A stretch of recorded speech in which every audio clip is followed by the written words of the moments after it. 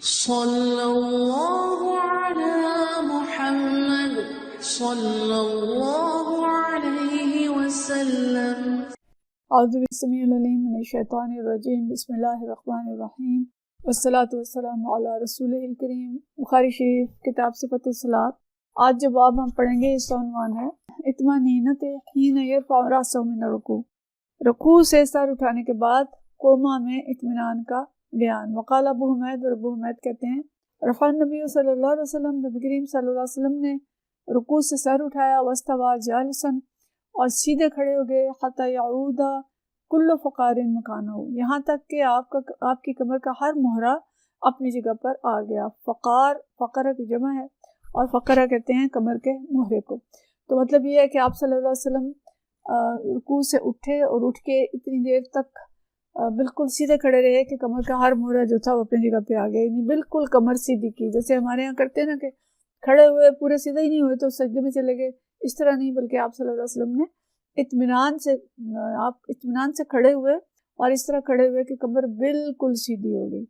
مطلب یہ ہے کہ رکوع کے بعد قیام بے شک مقصود بھی ذات نہیں ہے، قیام تو پہلے ہی ہوتا ہے رکوع سے، لیکن آپ صلی اللہ علیہ وسلم پھر بھی اطمینان سے قیام فرماتے تھے۔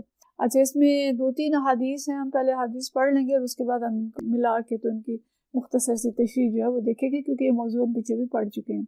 حدیث ہے 767 اور یہ حدیث حضرت ثابت البنانی سے روایت ہے۔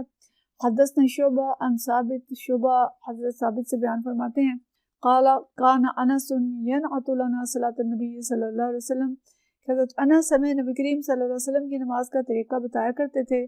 فکان یصلی، یعنی وہ بتاتے ہیں اس طرح کہ جب نبی کریم صلی اللہ علیہ وسلم نماز پڑھتے تھے، وَإِذَا رَفَعَ رَأْسَهُ مِنَ الرُّكُوعِ، اور جب اپنا سر رکوع سے اٹھاتے تھے، قام حتی نقول قد نسی، تو آپ اتنی دیر قیام فرماتے تھے کہ حتی نقول، ہم کہتے تھے قد نسی، کہ آپ صلی اللہ علیہ وسلم بھول گئے۔ مطلب کتنی دیر تک کھڑے رہتے کہ کبھی کبھی ہمارے ذہن میں یہ بات آتی تھی کہ معلوم ہوتا ہے کہ رسول اللہ صلی اللہ علیہ وسلم جو ہے وہ سجدہ کرنا بھول گئے ہیں، یعنی اتنی دیر تک قیام کرتے تھے۔ تو رکوع کے بعد اطمینان سے کھڑے ہوتے تھے۔ اگلی حدیث ہے 768، اور یہ حدیث جو ہے حضرت برا بن عازب رضی اللہ تعالیٰ عنہ سے روایت ہے۔ ان برا قال، فرماتے ہیں کان رکوع النبی صلی اللہ علیہ وسلم وسجودہ، کہ نبی کریم صلی اللہ علیہ وسلم کا رکوع اور سجدے، وَإِذَا رَفَعَ رَأْسَهُ مِنَ الرُّكُوعِ، اور جب رکوع سے آپ صلی اللہ علیہ وسلم سر اٹھاتے تھے، وَبَيْنَ سَجْدَتَيْنِ، اور 2 سجدوں کے درمیان، قریباً من سواء، کہ یہ تینوں چیزیں جو تھیں یہ تقریباً برابر ہوتی تھیں، یعنی آپ صلی اللہ علیہ وسلم رکوع کرتے اور رکوع کے بعد اٹھتے کھڑے ہوتے، پھر سجدہ کرتے، پھر اٹھ کے بیٹھتے، پھر سجدہ کرتے۔ تو رکوع کے بعد اور 2 سجدوں کے درمیان، رکوع کے بعد قیام اور 2 سجدوں کے بعد جلسہ، تو یہ ساری چیزیں جو ہوتی تھی برابر ہوتی تھی، جتنی دیر رکوع میں رہے اتنی دیر تقریباً کھڑے ہوئے، اور پھر جتنی دیر سجدے میں رہے اتنی دیر بیٹھے، اور پھر اگلے سجدے میں گئے۔ تو یہ مقصود کیا ہے بیان کرنے کا، کہ آپ صلی اللہ علیہ وسلم کی نماز اتنے اطمینان کی نماز ہوتی تھی، ایسی جلدی نہیں ہوتی تھی کہ بس یہ ایسے بھی کرتے ہیں نا کہ سجدے میں گئے اور ہاتھ پورے اٹھائے نہیں، ذرا سا سر اٹھایا، ہاتھ بس اشارتاً اٹھائے اور پھر اگلے سجدے میں چلے گئے۔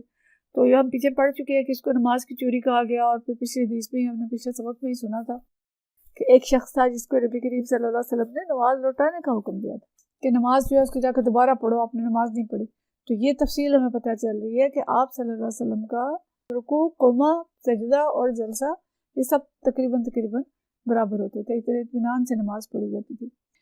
اگلی حدیث ہے 669 769 عن ابی قلابہ، حضرت ابی قلابہ اس حدیث کو بیان کرتے ہیں، کانا مالک بن حویرث، کہ مالک بن حویرث جو تھے، یرینا کیف کان صلاۃ النبی صلی اللہ علیہ وسلم، ہمیں دکھاتے تھے یا ہمیں بتاتے تھے کہ نبی کریم صلی اللہ علیہ وسلم کی نماز کیسی ہوتی تھی۔ وَذَاكَ فِي غَيْرِ وَقْتِ صلاۃ، یعنی ایسا نہیں کہ نماز کے دوران یا نماز کے وقت وہ نماز پڑھ کے دکھاتے تھے، بلکہ سکھانے کے لیے وہ جب کہ نماز کا وقت نہیں ہوتا تھا اس وقت بھی کھڑے ہو کے نماز پڑھ کے دکھاتے تھے کہ نبی کریم صلی اللہ علیہ وسلم اس طرح نماز پڑھتے تھے۔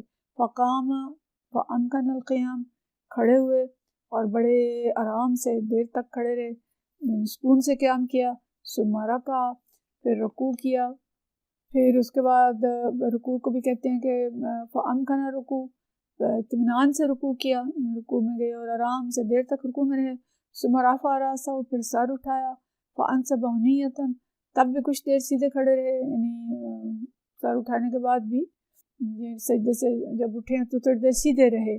پھر اگلا سجدے میں گئے. فصلی بنا شیخاً حاذا ابی برید، اور کہتے ہیں کہ یہ جو نماز پڑھائی تھی انہوں نے جس طریقے سے پڑھائی مالک بن وائرس نے، یہ ہمارے شیخ ابو برید کی طرح انہوں نے یہ نماز پڑھائی. وکان ابو برید، اور ابو برید کیا کہتے تھے، اذا رفع رأسه من السجدۃ الآخرۃ، کہ جب وہ آخری سجدہ سے سر اٹھاتے تھے آخرت سے استوى قائدا، تو کچھ دیر وہ سیدھے بیٹھ جاتے تھے. ثم نہض، پھر کھڑے ہوتے تھے. یعنی عام طور پہ تو یہ ہوتا ہے نا کہ دوسرے سجدے کے بعد ہم لوگ سیدھے کھڑے ہو جاتے ہیں، لیکن ان کے بارے میں آتا ہے کہ دوسرا سجدہ کرنے کے بعد کچھ دیر کے لیے بیٹھتے تھے. اور نبی کریم صلی اللہ علیہ وسلم کے بارے میں بھی یہ ملتا ہے کہ آپ صلی اللہ علیہ وسلم بھی دوسرے سجدے کے بعد کبھی کبھی بیٹھ جاتے تھے. تو مطلب دونوں چیزیں درست ہیں کہ دوسرے سجدے کے بعد جلسہ کریں، تھوڑی دیر بیٹھیں، پھر کھڑے ہوں، یا ڈائریکٹ کھڑے ہو جائیں، دونوں چیزیں ٹھیک ہیں. لیکن یہاں پہ جس چیز کا ذکر کیا گیا وہ یہ کہ آپ صلی اللہ علیہ وسلم دوسرے سجدے کے بعد بھی کھڑے ہوتا مطلب بیٹھتے تھے تھوڑی دیر کے لیے. اچھا، ان حدیث کا جو مرکزی مضمون ہے اور جو باب ہے کہ اطمانینۃ حین یرفع رأسہ من الرکوع، کہ رکوع سے سر اٹھانے کے بعد قوما میں اطمینان کا بیان. تو قوما بھی آ گیا، جلسہ بھی آ گیا کہ نبی کریم صلی اللہ علیہ وسلم کی جو نماز تھی وہ ایک اطمینان والی نماز ہوتی تھی. ایسے نہیں ہوتا تھا جیسے ہم چڑیوں کی طرح ٹھونگے مارتے ہیں، سارے کام اطمینان سے کرتے ہیں. لیکن نماز ایک ایسی چیز ہے کہ جس میں لگتا ہے کہ ان کے پیچھے کوئی لگا ہوا ہے اور وہ جلدی جلدی ختم کر کے بھاگنے کی کرتے ہیں. تو دیکھیں، نماز اللہ کے ساتھ گفتگو ہے، اللہ کے ساتھ ملاقات ہے، اللہ کے سامنے حاضری ہے. پہلے تو وہ حاضری ہی ادب کے ساتھ ہونی چاہیے، اطمینان کے ساتھ ہونی چاہیے. ہمیں پتہ ہے کہ جتنی بڑی کوئی شخصیت ہوتی ہے اس کے ساتھ ملاقات کا ہمارا انداز جو ہے وہ مختلف ہوتا ہے. اپنے سے چھوٹے سے ملنا ہو کچھ مختلف ہوتا ہے، اپنے سے بڑے سے ملنا ہو پھر اور بھی کسی استاد سے، کسی عالم دین سے، کسی حکمران سے، تو ہر جگہ پہ انداز جو ہے فرق ہوتا چلا جاتا ہے. تو کہاں یہ ملاقات ہے جو رب کائنات سے ہے، جو ساری کائنات کا رب ہے اور اللہ اکبر ہے، ہر ذی روح سے اور ہر جاندار بے جان چیز سے وہ بڑا اور کائنات کا خالق اور مالک ہے. تو اس کے سامنے جب ہم نے حاضر ہونا ہے تو ہمارے پر کیفیت کیسی ہونی چاہیے، اور ہر کام، ہر جو حرکت ہے نماز کی، ہمیں کتنے اطمینان اور کتنے سکون کے ساتھ، یعنی ادب اور احترام کے ساتھ اور خشوع اور خضوع کے ساتھ کرنی چاہیے. وہی نماز بہترین ہوگی.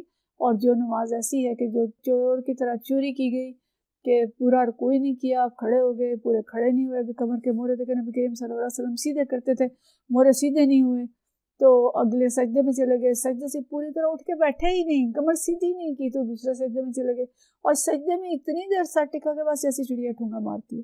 تو اس طرح کی نماز کا کوئی فائدہ نہیں ہوگا. نبی کریم صلی اللہ علیہ وسلم نے ایسی شخص کو نماز دہرانے کا حکم دیا تھا. تو اپنی نمازوں کو ہم درست کریں اور اطمینان کے ساتھ، ادب، احترام اور خشوع کے ساتھ نماز ادا کریں. اور ہمیں معلوم ہو کہ ہم نماز میں کیا پڑھ رہے ہیں، اور ہمیں معلوم ہو کہ ہم کس ہستی کے سامنے کھڑے ہیں.